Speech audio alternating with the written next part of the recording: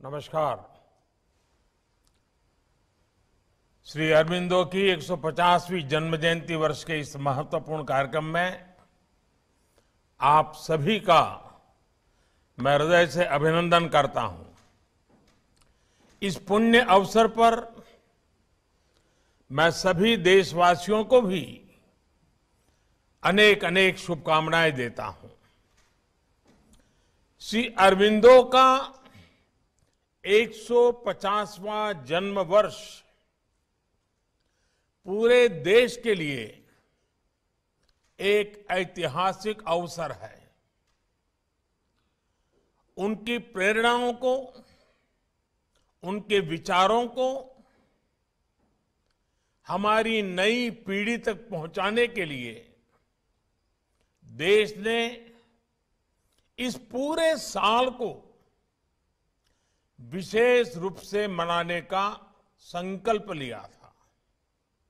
इसके लिए एक विशेष उच्च स्तरीय कमेटी गठन की गई थी। संस्कृति मंत्रालय के नेतृत्व में तमाम अलग अलग कार्यक्रम भी हो रहे हैं। इसी क्रम में पुडुचेरी की धरती पर, जो कि महर्षि की अपनी तपोस्थली भी रही है, आज राष्ट्र उन्हें एक और कृतज्ञ श्रद्धांजलि दे रहा है। आज श्री अरबिंदो के ऊपर एक स्मृति कॉइन और पोस्टल स्टैम्प भी रिलीज किया गया है। मुझे विश्वास है कि श्री अरबिंदो का जीवन और उनकी शिक्षाओं से प्रेरणा लेते हुए राष्ट्र के ये प्रयास हमारे संकल्पों को एक नई ऊर्जा देंगे, नई ताकत देंगे। साथियों, इतिहास में कई बार एक ही कालखंड में कई अद्भुत घटनाएं एक साथ होती हैं, लेकिन आमतौर पर उन्हें केवल एक संयोग मान लिया जाता है। मैं मानता हूं, जब इस तरह के संयोग बनते हैं तो उनके पीछे कोई न कोई योग शक्ति काम करती है। योग शक्ति यानी एक सामूहिक शक्ति, सबको जोड़ने वाली शक्ति। आप देखिए, भारत के इतिहास में ऐसे अनेक महापुरुष हुए हैं जिन्होंने आजादी का भाव भी सशक्त किया है और आत्मा को भी पुनर्जीवन दिया। इनमें से 3 श्री अरबिंदो, स्वामी विवेकानंद और महात्मा गांधी ऐसे महापुरुष हैं जिनके जीवन की सबसे महत्वपूर्ण घटनाएं एक ही समय में घटी। इन घटनाओं से इन महापुरुषों का जीवन भी बदला और राष्ट्र जीवन में भी बड़े परिवर्तन आए। 1893 में 14 वर्ष बाद श्री अरबिंदो इंग्लैंड से भारत लौटे। 1893 में ही स्वामी विवेकानंद विश्व धर्म संसद में अपने विख्यात भाषण के लिए अमेरिका गए और इसी साल गांधी जी दक्षिण अफ्रीका गए, जहां से उनकी महात्मा गांधी बनने की यात्रा शुरू हुई और आगे चलकर देश को आजादी महानायक मिला। भाइयों और बहनों, आज एक बार फिर हमारा भारत एक साथ ऐसे ही अनेकों संयोगों का साक्षी बन रहा है। आज जब देश ने अपनी आजादी के 75 वर्ष पूरे किए हैं। अमृतकाल की हमारी यात्रा शुरू हो रही है। उसी समय हम श्री अरबिंदो की 150वीं जयंती मना रहे हैं।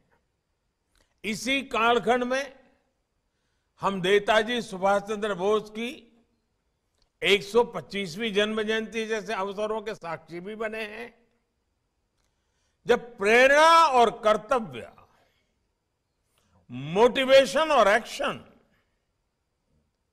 एक साथ मिल जाते हैं तो असंभव लक्ष्य भी अवश्यंभावी हो जाता है। आजादी के अमृत काल में आज देश की सफलताएं, देश की उपलब्धियां और सबका प्रयास का संकल्प इस बात का प्रमाण है। साथियों, श्री अरबिंदो का जीवन एक भारत श्रेष्ठ भारत का प्रतिबिंब है। उनका जन्म बंगाल में हुआ था, लेकिन वो बंगाली, गुजराती, मराठी, हिंदी और संस्कृत समेत कई भाषाओं के जानकार थे। उनका जन्म भले ही बंगाल में हुआ था, लेकिन अपना ज्यादातर जीवन उन्होंने गुजरात और पुडुचेरी में बिताया। वे जहां भी गए वहां अपने व्यक्तित्व की गहरी छाप छोड़ी।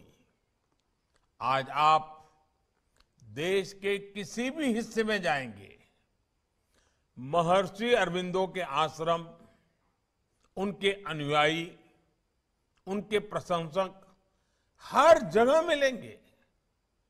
उन्होंने हमें दिखाया कि जब हम हमारी संस्कृति को जान लेते हैं, जीने लगते हैं, तो हमारी विविधता हमारे जीवन का सहज उत्सव बन जाती है।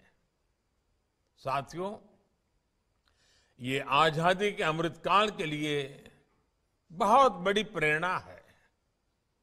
एक भारत श्रेष्ठ भारत का इससे उत्तम प्रोत्साहन क्या हो सकता है। कुछ दिनों पहले ही मैं काशी गया था। वहां काशी तमिल संगमम कार्यक्रम का हिस्सा बनने का यह अद्भुत आयोजन है। भारत कैसे अपनी परंपरा और संस्कृति के माध्यम से कैसे अटूट है, अटल है, ये हमें उस उत्सव में देखने को मिला। आज का युवा क्या सोचता है, ये काशी तमिल संगमम में देखने को मिला।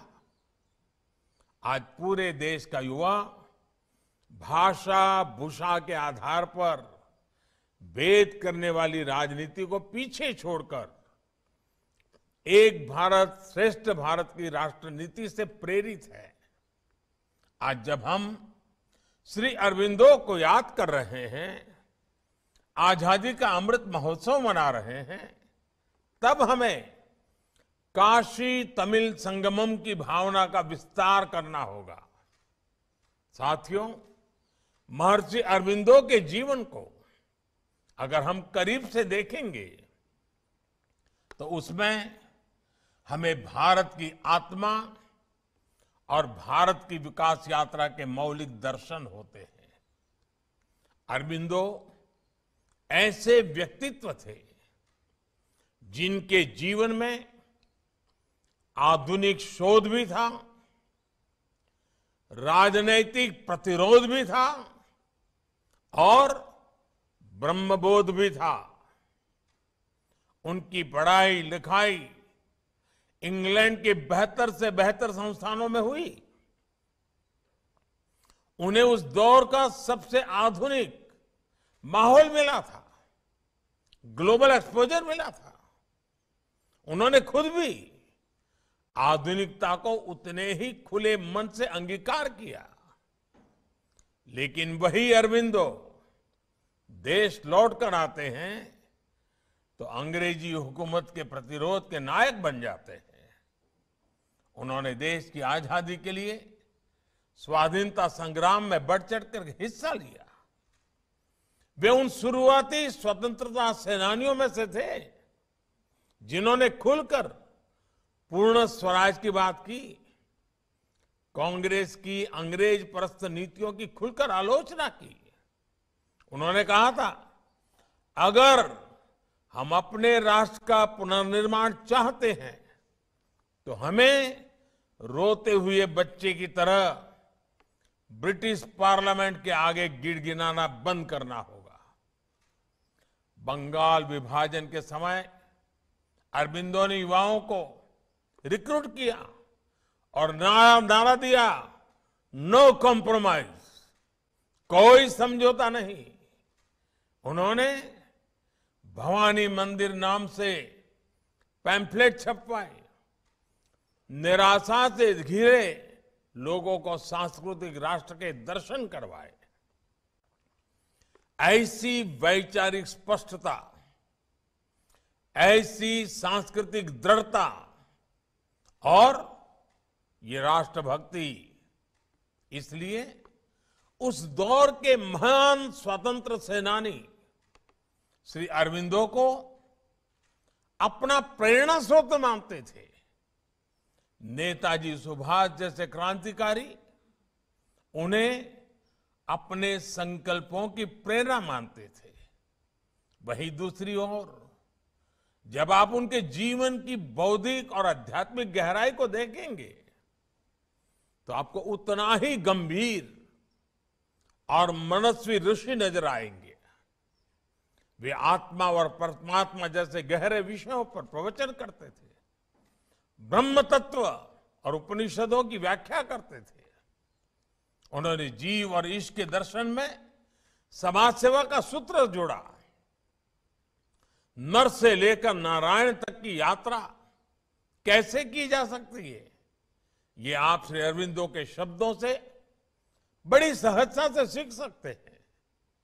यही तो भारत का संपूर्ण चरित्र है, जिसमें अर्थ और काम का भौतिक सामर्थ्य भी है, जिसमें धर्म यानी कर्तव्य का अद्भुत समर्पण भी है और मोक्ष यानी अध्यात्म का ब्रह्मबोध भी है। इसलिए आज अमृतकाल में जब देश एक बार फिर अपने पुनर्निर्माण के लिए आगे बढ़ रहा है तो यही समग्रता हमारे पंच प्राणों में झलकती है। आज हम एक विकसित भारत बनाने के लिए सभी आधुनिक विचारों को, बेस्ट प्रैक्टिसेस को स्वीकार और अंगीकार कर रहे हैं। हम बिना किसी समझौते के, बिना किसी दैन्य भाव के इंडिया फर्स्ट के मंत्र को सामने रखकर काम कर रहे हैं और साथ ही आज हम हमारी विरासत को, हमारी पहचान को भी उतने ही गर्व से दुनिया के सामने रख रहे हैं। भाइयों और बहनों, महर्षि अरबिंदो का जीवन हमें भारत की एक और ताकत का बोध कराता है। देश की ये ताकत, आजादी का ये प्राण और वही गुलामी की मानसिकता से मुक्ति। महर्षि अरबिंदो के पिता शुरुआत में अंग्रेजी प्रभाव में उन्हें भारत और भारत की संस्कृति से पूरी तरह दूर रखना चाहते थे। वे भारत से हजारों मील दूर अंग्रेजी माहौल में देश से पूरी तरह से कटे रहे। लेकिन जब वो भारत लौटे, जब वह जेल में गीता के संपर्क में आए, तो वही अरबिंदो भारतीय संस्कृति की सबसे बुलंद आवाज बनकर निकले। उन्होंने शास्त्रों का अध्ययन किया। रामायण, महाभारत और उपनिषदों से लेकर कालिदास, भवभूति और भर्तृहरि तक के ग्रंथों को ट्रांसलेट किया। जिन अरबिंदो को खुद युवावस्था में भारतीयता से दूर रखा गया था, लोग अब उनके विचारों में भारत को देखने लगे। यही भारत और भारतीयता की असली ताकत है। उसे कोई कितना भी मिटाने की कोशिश क्यों न कर ले, उसे हमारे भीतर से निकालने की कोशिश क्यों न कर सके। भारत भी अमर बीज है, जो विपरीत से विपरीत परिस्थितियों में थोड़ा दब सकता है, थोड़ा मुरझा सकता है, लेकिन वो मर नहीं सकता। वो अजय है, अजरा अमर है, क्योंकि भारत मानव सभ्यता का सबसे परिष्कृत विचार है, मानवता का सबसे स्वाभाविक स्वर है। ये महर्षि अरविंदो के समय में भी अमर था और ये आज भी आजादी के अमृत काल में भी अमर है। आज भारत का युवा अपने सांस्कृतिक स्वाभिमान के साथ भारत की जयघोष कर रहा है। दुनिया में आज भीषण चुनौतियां हैं। इन चुनौतियों में समाधान में भारत की भूमिका महत्वपूर्ण है। इसलिए महर्षि अरविंदो से प्रेरणा लेकर हमें खुद को तैयार करना है। सबका प्रयास से विकसित भारत का निर्माण करना है। एक बार फिर महर्षि अरविंदो को नमन करते हुए आप सभी का हृदय से बहुत बहुत धन्यवाद।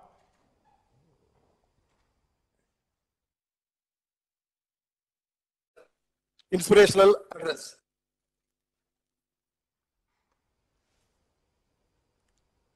नमस्कार।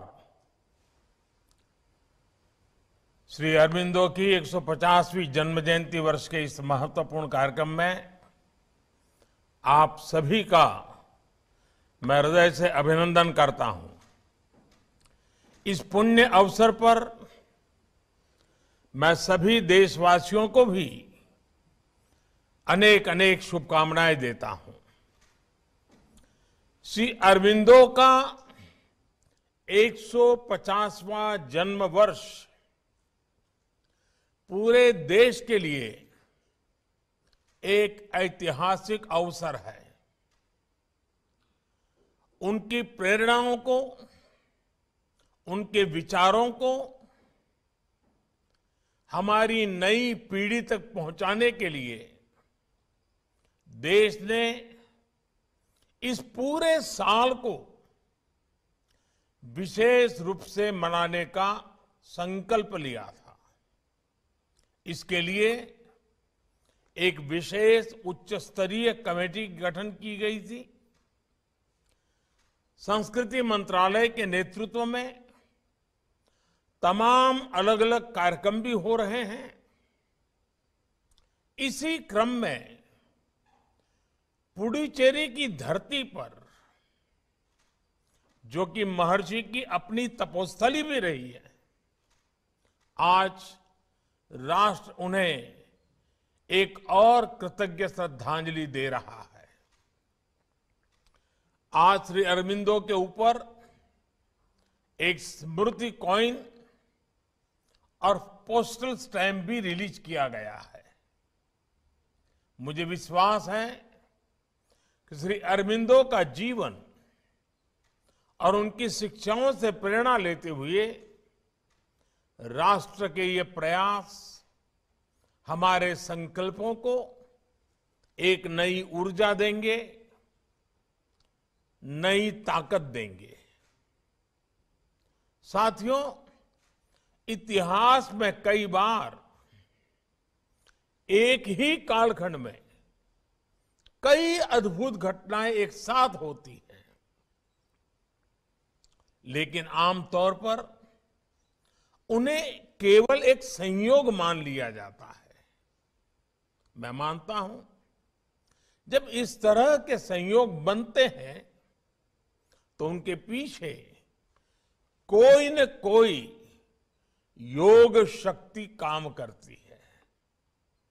योग शक्ति यानी एक सामूहिक शक्ति, सबको जोड़ने वाली शक्ति।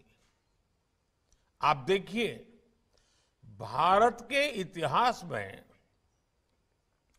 ऐसे अनेक महापुरुष हुए हैं जिन्होंने आजादी का भाव भी सशक्त किया है और आत्मा को भी पुनर्जीवन दिया।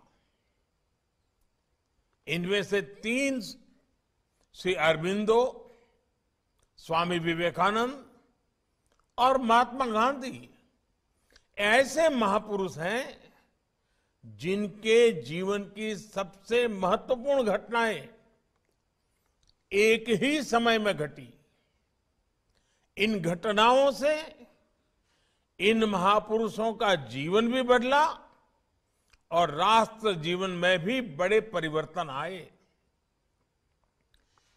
1893 में 14 वर्ष बाद श्री अरबिंदो इंग्लैंड से भारत लौटे।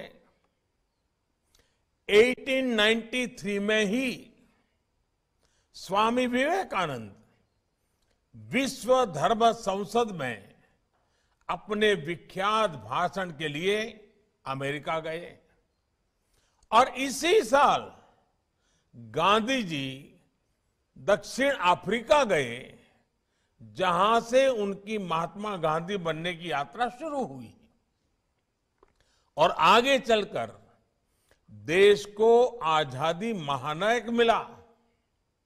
भाइयों और बहनों, आज एक बार फिर हमारा भारत एक साथ ऐसे ही अनेकों संयोगों का साक्षी बन रहा है। आज जब देश ने अपनी आजादी के 75 वर्ष पूरे किए हैं, अमृतकाल की हमारी यात्रा शुरू हो रही है, उसी समय हम श्री अरबिंदो की 150वीं जयंती मना रहे हैं। इसी कालखंड में हम नेताजी सुभाष चंद्र बोस की 125वीं जन्म जयंती जैसे अवसरों के साक्षी भी बने हैं। जब प्रेरणा और कर्तव्य, मोटिवेशन और एक्शन एक साथ मिल जाते हैं तो असंभव लक्ष्य भी अवश्यंभावी हो जाता है। आजादी के अमृत काल में आज देश की सफलताएं, देश की उपलब्धियां और सबका प्रयास का संकल्प इस बात का प्रमाण है। साथियों, श्री अरबिंदो का जीवन एक भारत श्रेष्ठ भारत का प्रतिबिंब है। उनका जन्म बंगाल में हुआ था, लेकिन वो बंगाली, गुजराती, मराठी, हिंदी और संस्कृत समेत कई भाषाओं के जानकार थे। उनका जन्म भले ही बंगाल में हुआ था, लेकिन अपना ज्यादातर जीवन उन्होंने गुजरात और पुडुचेरी में बिताया। वे जहां भी गए वहां अपने व्यक्तित्व की गहरी छाप छोड़ी। आज आप देश के किसी भी हिस्से में जाएंगे, महर्षि अरबिंदो के आश्रम, उनके अनुयायी, उनके प्रशंसक हर जगह मिलेंगे। उन्होंने हमें दिखाया कि जब हम हमारी संस्कृति को जान लेते हैं, जीने लगते हैं, तो हमारी विविधता हमारे जीवन का सहज उत्सव बन जाती है। साथियों, ये आजादी के अमृतकाल के लिए बहुत बड़ी प्रेरणा है। एक भारत श्रेष्ठ भारत का इससे उत्तम प्रोत्साहन क्या हो सकता है। कुछ दिनों पहले ही मैं काशी गया था। वहां काशी तमिल संगमम कार्यक्रम का हिस्सा बनने का अवसर मिला। ये अद्भुत आयोजन है। भारत कैसे अपनी परंपरा और संस्कृति के माध्यम से कैसे अटूट है, अटल है, ये हमें